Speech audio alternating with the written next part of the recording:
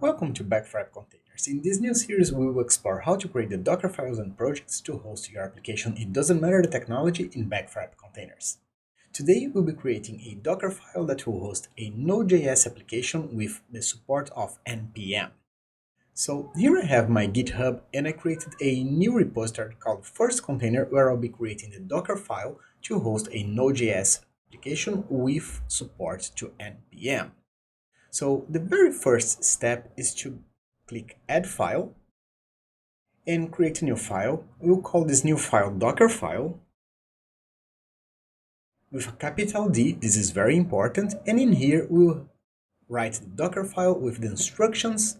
So Back4App Containers will read and create the container with our specifications. This container today will be a Alpine based distribution. So the first command is going to be from Alpine.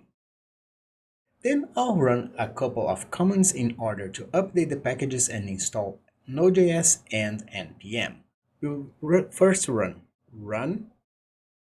apk, which is the package manager for Alpine distributions, update. This will update the packages and get ready to install, and then we'll add Node.js by running run apk add Node.js. And similarly, we'll also add npm by running run apk add npm. I will also run a command creating a directory called app inside the root folder. So this will be run mkdir. Mkdir is the Linux command to create a new directory, and then /root/app. This will create this root app folder where I'll be hosting my files and from where I'll be running my application. Then I'll set this new directory as my working directory by typing workdir /root/app. Now it's time for us to copy all our project files inside this folder. I don't have any folders right now, but we will be creating these files in the next videos. So I'm going to do is copy asterisk or star. This means all files to /root/app. Then I'll be running the command npm install that will read through my package.json file that will be creating in other videos and install all the dependencies that I have for my project to run. So run npm install. Now I have to expose a port so my application can connect.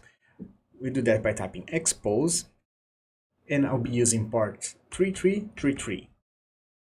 And last but not least, I will start my application when I create the files by typing a command called npm start. So cmd, this runs a command, npm start. So if I just scroll down here and click commit new file, this will create my file inside my repository. It is right here. I can open it so you can read all the necessary steps that will be run from Back4App Containers. And now it's time for us to test this file. Now I can know for sure it will not work from this file alone because it's expecting a few files to run from here and run the npm install script, which needs a package.json file and also a application listening on port 3333, which we doesn't have at this time. So it will run into problems if I try to deploy these files, but I just want you to see how it works. So if I go to my Back4App Containers page, and remember, in order to see this page, you must be a beta user so you can reach our support in order to register as a beta user. Then I'm going to click create new app.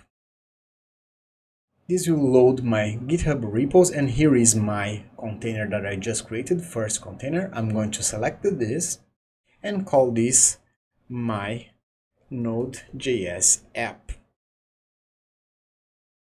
The branch will be the main and the root directory will be the root.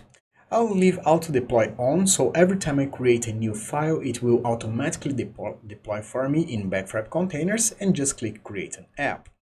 Now it will start reading my Dockerfile and try to create this container. Remember, we'll get an error at this point because we're missing the other files needed in order for this to run, but in the next videos we will be covering that.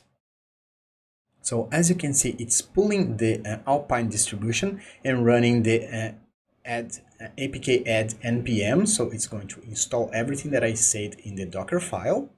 And as you can see, we got an error because it's trying to look for a file called package.json inside my root app folder, which we don't have at this time, but we will be creating that in next videos. So stay tuned so we can have all this project running.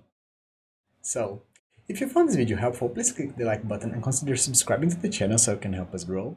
Also share this link with a friend and they can learn something too.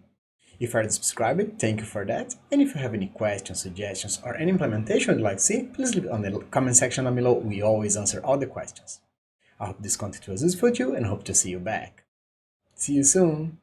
Bye bye.